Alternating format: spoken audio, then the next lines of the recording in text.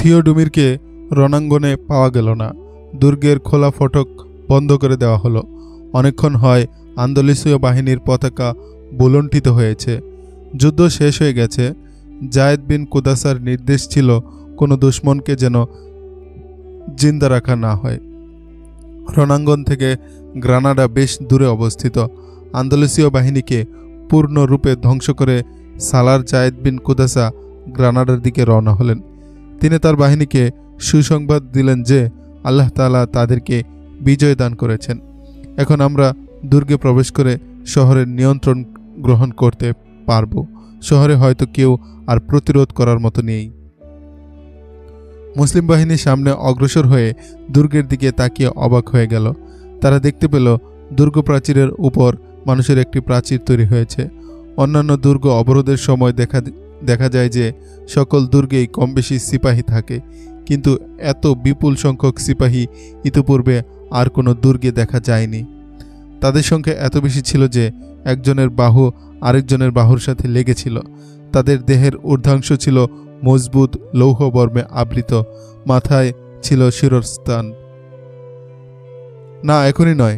জায়েদ তার সহকারী সালারদেরকে লক্ষ্য করে বললেন, আমরা তো মনে করেছিলাম গ্রানাডার সকল সৈন্যকে আমরা খতম করে দিয়েছি, কিন্তু শহর রক্ষার জন্য তো দেখছি রণাঙ্গনের চেয়েও কয়েকজন বেশি সৈন্য দেখা যাচ্ছে।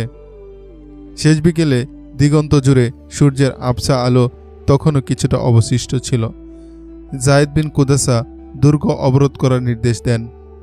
বেশ কয়েকজন মুজাহিদ শহীদ হওয়ার কারণে মুসলিম বাহিনীর সৈন্য সংখ্যা অনেক কমে গিয়েছিল। অনেক মুজাহিদ আহতও হয়েছিলেন। মোট কথা সার্বিক পরিস্থিতি ছিল হতাশাজনক। তারপরও সালার জায়েদ বিন কুদাসা প্রাচীরের নিকট গিয়ে ঘোষণা করালেন, হে দুর্গবাসী, তোমরা তোমাদের বাহিনীর করুণ পরিণতি লক্ষ্য করো। তোমরা যদি যুদ্ধ ছাড়াই দুর্গের দরজা খুলে দাও তাহলে সকলকে নিরাপত্তা প্রদান করা হবে, অন্যথায় প্রত্যেককে হত্যা করা হবে।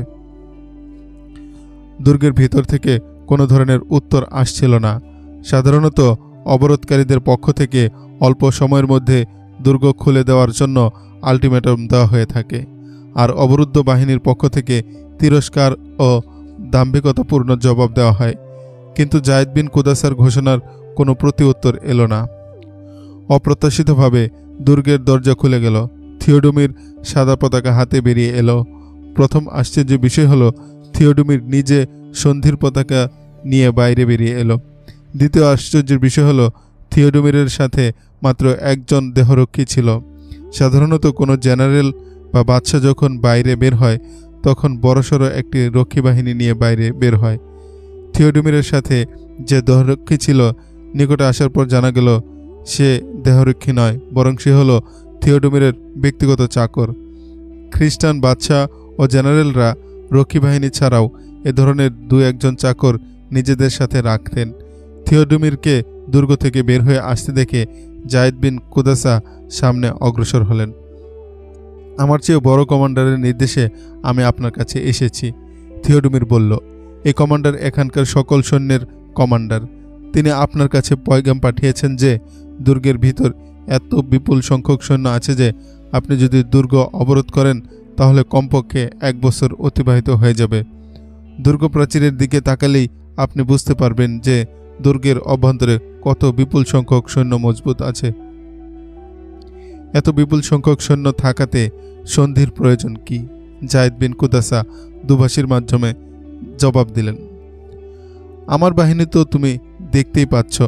পূর্বের তুলনায় আমার সৈন্য সংখ্যা এখন আরও কম। আমাদের জেনারেল খুবই দয়ালু, থিওডমির বলল। তিনি দেখেছেন তার বাহিনী কত নির্মমভাবে মার খেয়েছে। আপনার বাহিনীরও সমূহ ক্ষতি হয়েছে। তাই তিনি বলেছেন আর কোনো রক্তপাত তিনি বরদাস্ত করতে পারবেন না। এজন্য তিনি সন্ধি করতে চাচ্ছেন। এখন আপনি যদি সন্ধি করতে না চান তাহলে আমি তো আপনাকে বলেছি আমাদের কাছে এখনও যে পরিমাণ সৈন্য আছে তাতে দুর্গ দখল করা আপনার জন্য মোটেই সম্ভব হবে না।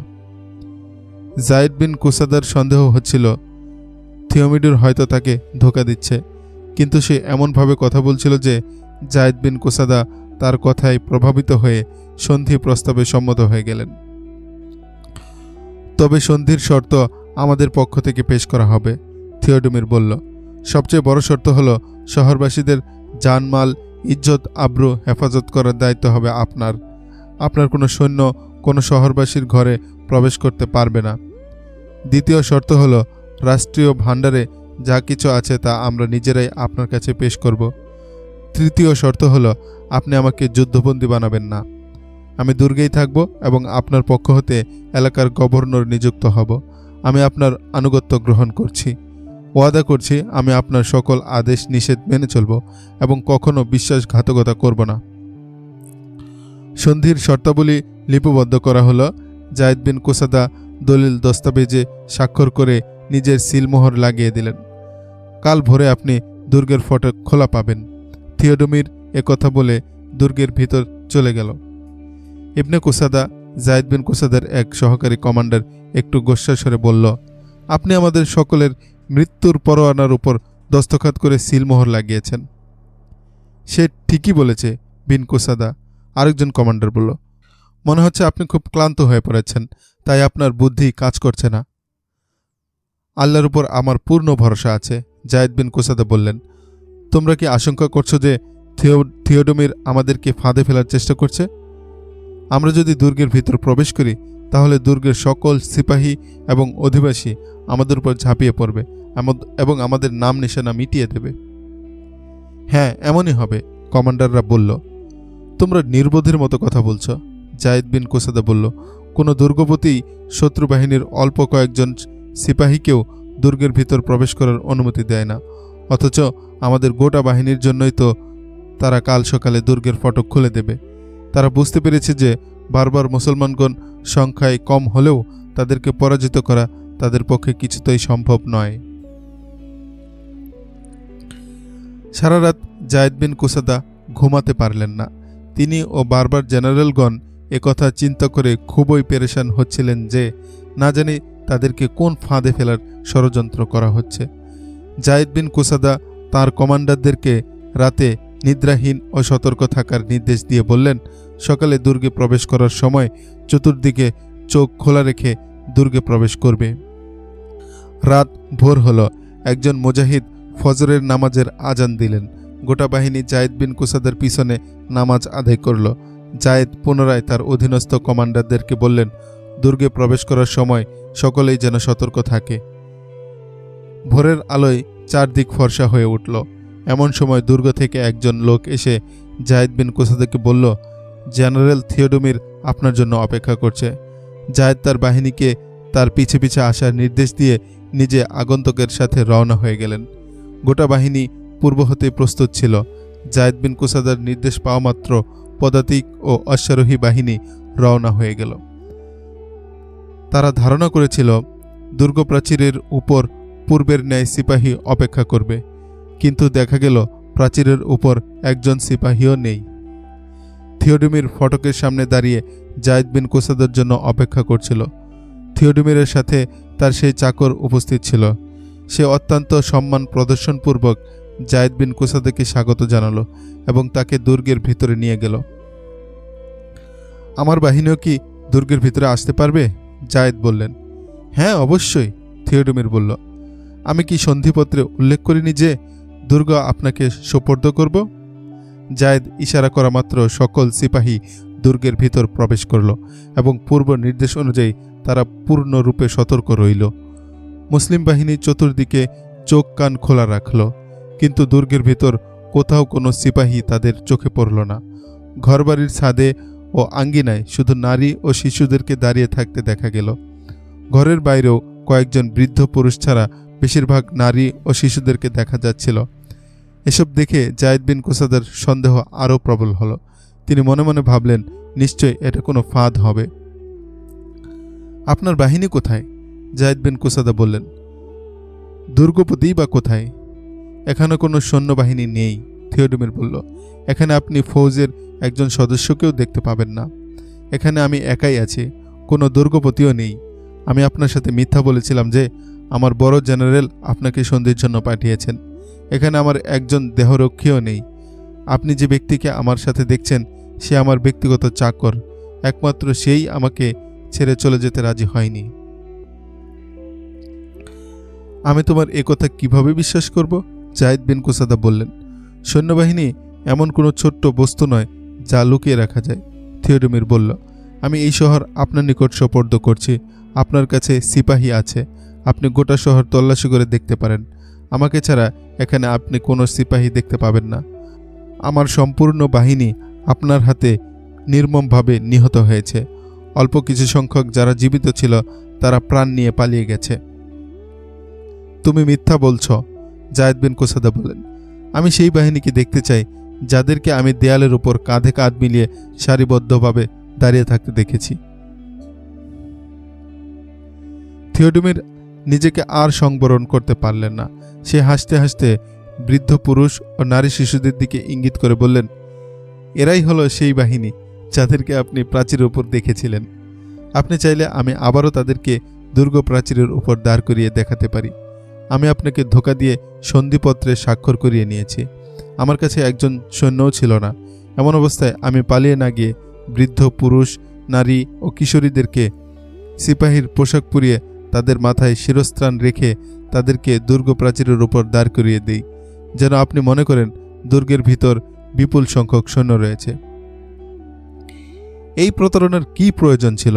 যায়েদ বিন কুসাদা জিজ্ঞেস করলেন, তুমি কি এই বৃদ্ধ অবলা নারী শিশুদেরকে আমাদের হাতে মারতে চেয়েছিলে? আমি যদি দুর্গ আক্রমণের ইচ্ছে করতাম তাহলে এই নিষ্পাপ কিশোররা আমাদের তীর বর্ষার আঘাতে ক্ষতবিক্ষত হয়ে যেত। তখন আমাদেরকে এই পাপের বোঝা মাথায় নিয়ে আল্লাহর দরবারে মাথা টুকে মরতে হতো। তুমি আবার মনে করো না আমি দুর্গ প্রাচীরের উপর তোমার বাহিনী দেখে ভয় পেয়ে এই সন্ধিপত্রে স্বাক্ষর করেছি? আমি এমনটা কখনই মনে করিনি, থিওডমির বলল। আমি আপনাকে ভয় দেখাচ্ছিলাম না। আমি চাচ্ছিলাম আপনি দুর্গ দখল করুন, যেন আর রক্তপাত না ঘটে। আমি আপনাকে আশ্বাস দিচ্ছি যে আপনার সাথে আমি যে চুক্তি করেছি তা কোনো সামরিক চুক্তি নয়, যেমনটা দুটি সেনাবাহিনীর মাঝে হয়ে থাকে। আমি আন্তরিকভাবেই আপনার আনুগত্য স্বীকার করছি। আমি ওয়াদা করছি আমার নিজস্ব কোনো বাহিনী আমি তৈরি করব না, বরং পরিপূর্ণরূপে আপনার অধীন থাকব।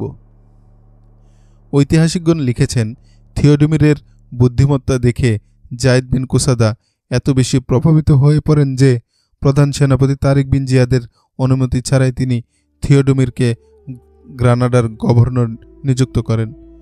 তবে তাকে একজন আরব প্রশাসকের অধীনে রাখেন। গ্রানাডার অধিবাসীদের মাঝে ইহুদিদের সংখ্যাগরিষ্ঠতা ছিল। ইহুদি সম্প্রদায় যেহেতু রাডারিকের শাসনে অতিষ্ঠ হয়ে উঠেছিল, তাই তারা মুসলমানদের অধীনতা স্বীকার করে নিল। গ্রানাডার প্রশাসনিক কার্যক্রম অব্যাহত রাখার জন্য যায়েদ বিন কুসাদা মুসলমানদের সাথে ইহুদি ও খ্রিস্টানদেরকেও নিয়োগ করলেন। প্রশাসনিক কার্যক্রম পরিচালনা করতে পারে এমন লোক মুসলিম বাহিনীতে বেশ কম ছিল। মুসলিম বাহিনীতে প্রশাসনিক কার্যক্রম চালানোর মতো লোক কম থাকার কারণেই ইহুদি ও খ্রিস্টানদেরকে প্রশাসনের বিভিন্ন পদে নিয়োগ দেওয়া হলো। পরবর্তীতে ওই সকল ইহুদি ও খ্রিস্টানরাই ইসলামী সালতানাতের বিরুদ্ধে বিদ্রোহের কারণ হয়ে দাঁড়ায় এবং ইসলামী সালতানাতের সর্বপ্রকার ক্ষতি সাধনের জন্য সর্বাত্মক চেষ্টা চালায়। মুগিস আর রুমি ও যায়েদ বিন কুসাদা নিজ নিজ লক্ষ্যের দিকে এগিয়ে যাচ্ছিলেন। তারিক বিন জিয়াদও টলেডোর দিকে অগ্রসর হচ্ছিলেন। জুলিয়ান ও আউপাস তার সাথেই ছিলেন। টলেডো হল আন্দালুসিয়ার রাজধানী ও বাদশার আবাসস্থল, তাই তার প্রতিরক্ষা ব্যবস্থাও দুর্ভেদ্য।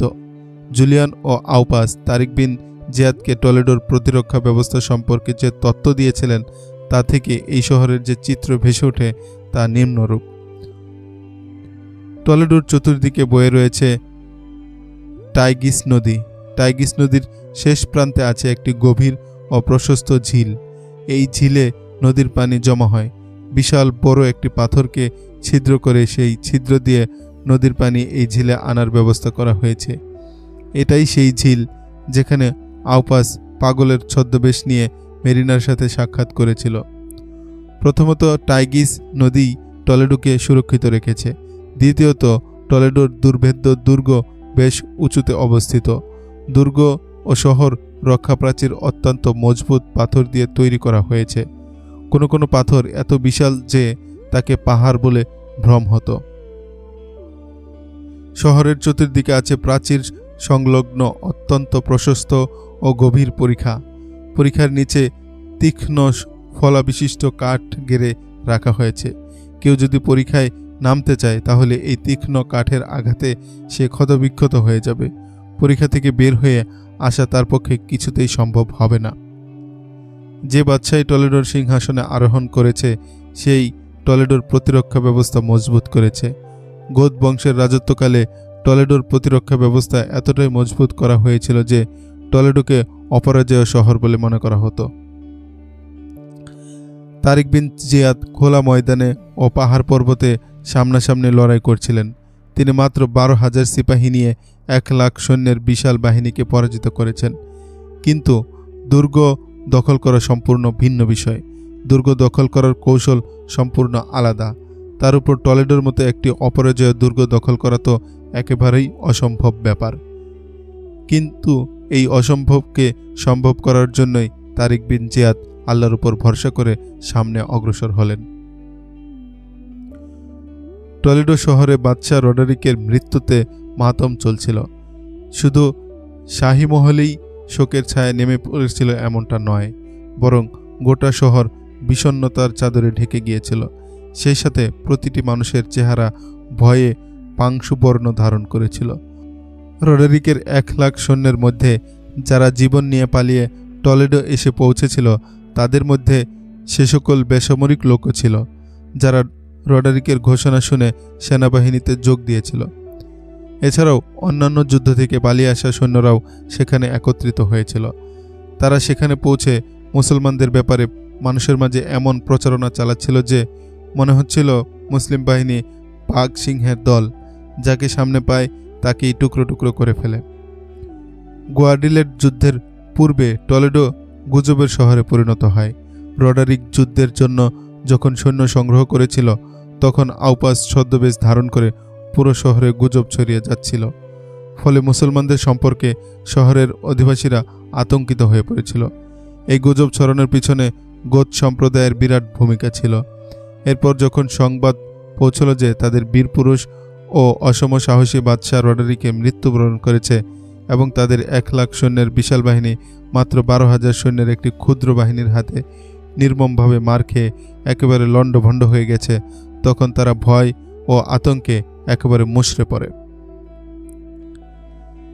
যুদ্ধ শেষ হয়ে যাওয়ার পর পালিয়ে আসা সৈন্য ও স্বেচ্ছাসেবকরা মুসলিম বাহিনীর নিষ্ঠুরতা ও নির্মমতার কথা এমনভাবে বর্ণনা করছিল যে গদ্যের ছড়ানো গুজব এবং শহরের অধিবাসীদের নিকট সত্য বলে মনে হতে লাগল। তারা একে অপরকে বলতে লাগল, তারা মুসলমান হোক বা অন্য কোনো সম্প্রদায় হোক, এটা নিশ্চিত যে তারা মানুষ নয়, অন্য কোনো সৃষ্টি। ঠিকই বলেছ, একজন মানুষের পক্ষে দুজনের মোকাবেলা করা সম্ভব হতে পারে, কিন্তু তাদের একজনেই তলোয়ারের এক আঘাতে 20 জন সিপাহীকে দ্বিখণ্ডিত করে ফেলে। ওরা হিংস্রে ন্যাকড়ে, ওরা আজদাহা, সামনে যা পায় তাই ঘ্রাস করে চলে। লোকেরা ঠিকই বলেছিল, ওরা সমুদ্রে সাঁতার কাটে না, পানির উপর দিয়ে হেঁটে চলে, ডুবে না। বাদশাহ রডারিকের লাশ পর্যন্ত পাওয়া যায়নি। তার ঘোড়া উরলিয়াকেও হানাদার বাহিনী নিয়ে গেছে। অনেকেই বলছে ওরা আমাদের বাদশাকে চিবিয়ে খেয়ে ফেলেছে। এটা হয়তো ওদের নিয়ম, ওরা যে বাদশাকে পরাজিত করে তার গোশত খেয়ে ফেলে। ওরা এদিকেও এগিয়ে আসছে, এখানে ওরা সীমাহীন লুটতরাজ করবে, মেয়েদেরকে ওরা নিজেদের সাথে নিয়ে যাবে। এ ধরনের অসংখ্য গুজব টলেডোর আদিবাসীদের মাঝে লোমহর্ষক ও ভয়ঙ্কর ত্রাস সৃষ্টি করে চলেছিল। ঘরে ঘরে অল্প বয়স্ক যুবতী মেয়েরা ছিল। ধন সম্পদের কারো কোনো কমতি ছিল না। সকলের নিকট সবচেয়ে মূল্যবান বস্তু ছিল তার নিজেদের জীবন। ধনী গরিব সকলেই নিজের যান বাঁচানোর চিন্তা করছিল। মানুষের মুখে মুখে সবচেয়ে বেশি যে কথাটি আলোচিত হচ্ছিল তা হলো হানাদার বাহিনী যুবতী মেয়ে এবং যুবক ছেলেদেরকে দাস দাসী বানিয়ে নিয়ে যায় এবং তাদের উপর অনেক জুলুম করা হয়। সে যুগে এটাই স্বাভাবিক নিয়ম ছিল। বিজয়ী বাহিনী বিজিতদের ঘর বাড়ি লুটতরাজ করত, মেয়েদের ইজ্জত আব্রু হরণ করত, ফলে মানুষ দেশ ছেড়ে পালিয়ে যেত। টলেডোবাসীদের জন্য এ ধরনের গুজব কোনো আশ্চর্যজনক ঘটনা ছিল না। এ ধরনের কথাকে মানুষ সত্যি মনে করত। তাই টলেডোবাসীরাও শহর ছেড়ে পালাতে শুরু করলো। কয়েকদিনের মধ্যেই পুরো শহর জনমানব শূন্য হয়ে পড়ল। সেনাবাহিনীর সদস্যরাই শুধু সেখানে রয়ে গেল, কিন্তু বীরত্ব ও সাহসিকতার দিক থেকে তারা ছিল একেবারেই মৃত। সেনাবাহিনী ছাড়া শহরে আর যারা ছিল তারা সকলেই ছিল ইহুদি বা গোত সম্প্রদায়ের লোক। তারা মুসলমানদের পক্ষে ছিল। মুসলমানদের ব্যাপারে উদ্ভট গুজব ছড়িয়ে তারাই মানুষের মাঝে ত্রাস সৃষ্টি করেছিল। টলেডো শহরে কয়েকটি গির্জা আছে। একটি গির্জা খুবই বড়। সেই গির্জায় অসংখ্য যাজিকা ও বিপুল পরিমাণ ধন সম্পদ আছে। পূর্বেও বলা হয়েছে, গির্জার পাদ্রীরা নিজেদেরকে খোদা প্রেরিত ফেরেশতা ও দুনিয়াতেগী বলে দাবি করত। বাস্তবে তারা ছিল ভোগবিলাসী ও প্রবৃত্তি পূজারী। প্রত্যেক বাদশার কাছ থেকেই তারা বিশাল জায়গির গ্রহণ করত। জায়গিরের বিপুল আমদানি ছাড়াও গির্জার নামে তারা মানুষের উপর বিভিন্ন প্রকার চাঁদা ধার্য করে রেখেছিল। এভাবে তারা সম্পদের বিশাল ভাণ্ডার গড়ে তুলেছিল। বর্তমান পরিস্থিতিতে সকল পাদ্রী বড় পাদ্রীর নিকট গিয়ে বলল, এত বিপুল পরিমাণ ধন সম্পদ, সোনাদানা, টাকা পয়সা কোথায় লোকানো যায়? কোথাও লোকানোর ব্যবস্থা তো করতেই হবে। বড় পাদ্রী বলল, এত বিপুল পরিমাণ সম্পদ তো আর সাথে নিয়ে যাওয়া সম্ভব নয়। সাথে নিয়ে গেলে তো আমাদের লোকেরাই তা লুট করে নিয়ে নেবে। সুতরাং সমস্ত স্বর্ণ, রূপা, মণিমুক্তা, টাকা পয়সা একত্রিত করে এখানে নিয়ে এসো। ভূগর্ভস্থ ঘরে গর্ত করে সবকিছু সেখানে পুঁতে রাখা যাবে। রাতের অন্ধকারে বেশ বড় বড় কয়েকটি বাক্স প্রধান গির্জার ভূগর্ভস্থ ঘরে নিয়ে আসা হলো। ভূগর্ভস্থ ঘরের মেঝে খুঁড়ে সমস্ত বাক্স মাটি চাপা দিয়ে রাখা হলো। এর পাশে আরেকটি গর্ত করা হলো। গর্তটি প্রায় 6 ফুট লম্বা এবং 3 ফুট চওড়া ও গভীর। এই গর্তে কোনো কিছু রাখা হলো না। গর্ত খননকারী ছিল 3 জন। তাদের কাজ প্রায় শেষ হয়ে গিয়েছিল। এমন সময় বড় পাদ্রীর ইশারায় আরও 3 জন ব্যক্তি নাঙ্গা তলোয়ার নিয়ে সেখানে প্রবেশ করল। গর্ত খননকারীরা উপরে উঠে এলে বড় পাদ্রী তাদেরকে বলল, গর্ত থেকে যে মাটি ওঠানো হয়েছে তা বাইরে ফেলে দিয়ে এসো। পাদ্রীর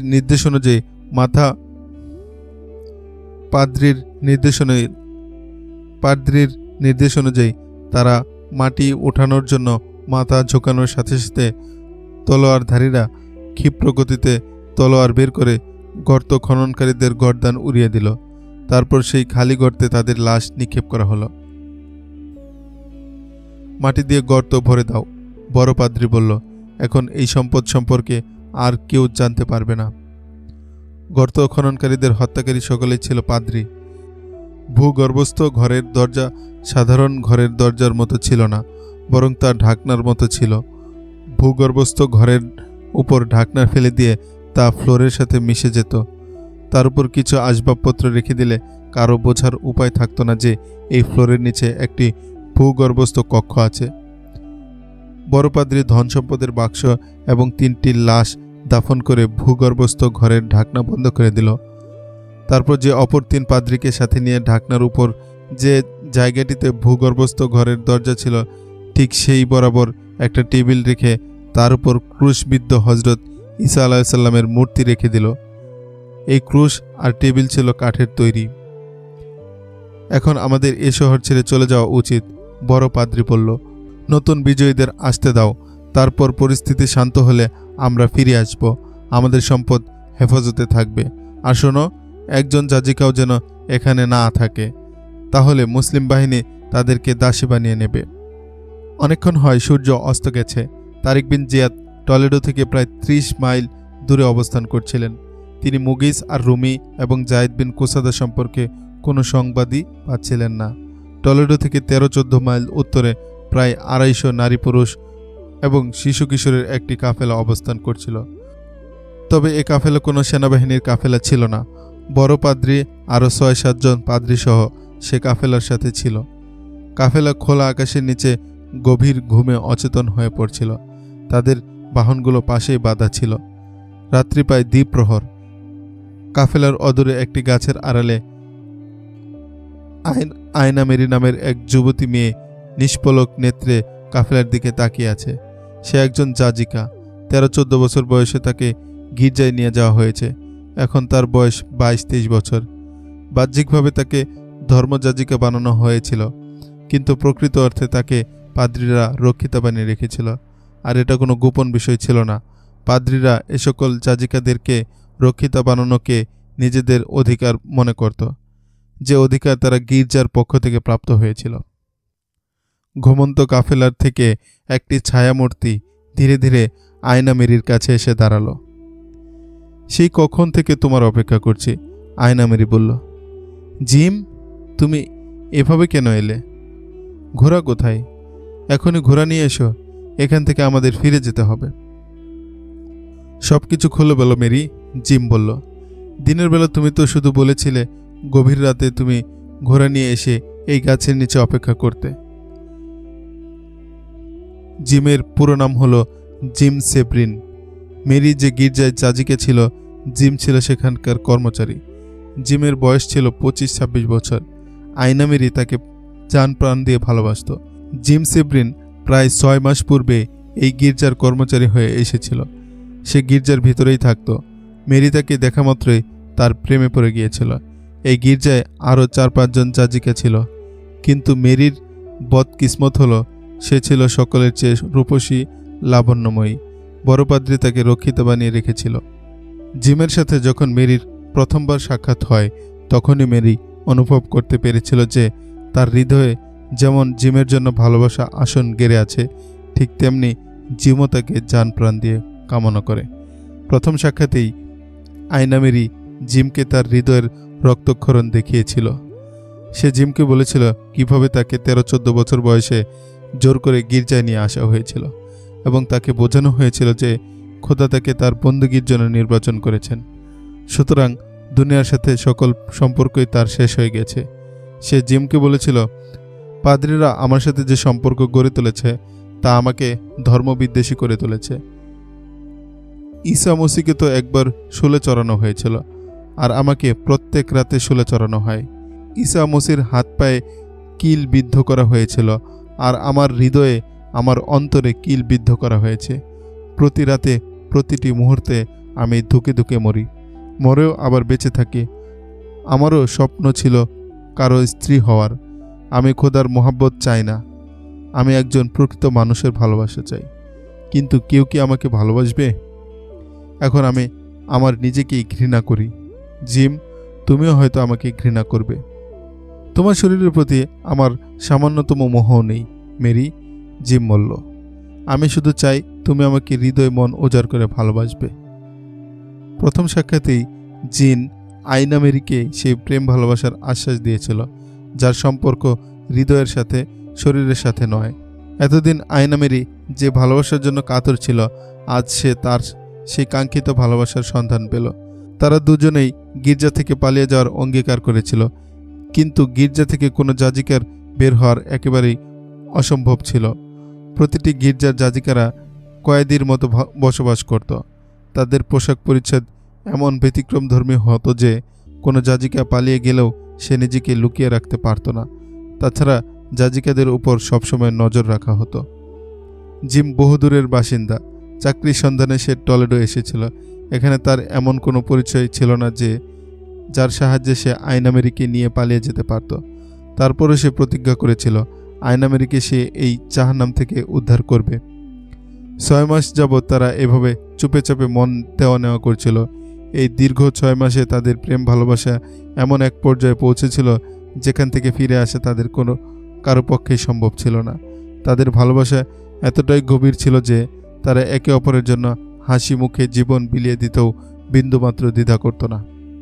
তারপর যখন টলেডোতে মুসলমানদের আক্রমণের আতঙ্ক ছড়িয়ে পড়ল এবং লোকজন ভীত সন্ত্রস্ত হয়ে টলেডো থেকে পালাতে শুরু করল, তখন জিম মেরিকে বলল, মেরি, এখন সুযোগ এসেছে। শহরের ফটক সর্বদা খোলা থাকে। দলে দলে মানুষ পরিবার পরিজন নিয়ে শহর থেকে চলে যাচ্ছে। আমরাও আমাদের পোশাক পাল্টিয়ে যেতে পারি। বুড়ো পাদ্রী এখন আমার প্রতি খুব বেশি নজর রাখছে, মেরি বলল। আমি সামান্য এদিক সেদিক হলে সে পাগলের মতো আমাকে তালাশ করতে থাকে। পাদ্রির কামরায় অন্য কাউকে পাঠিয়ে দাও, জিম বলল।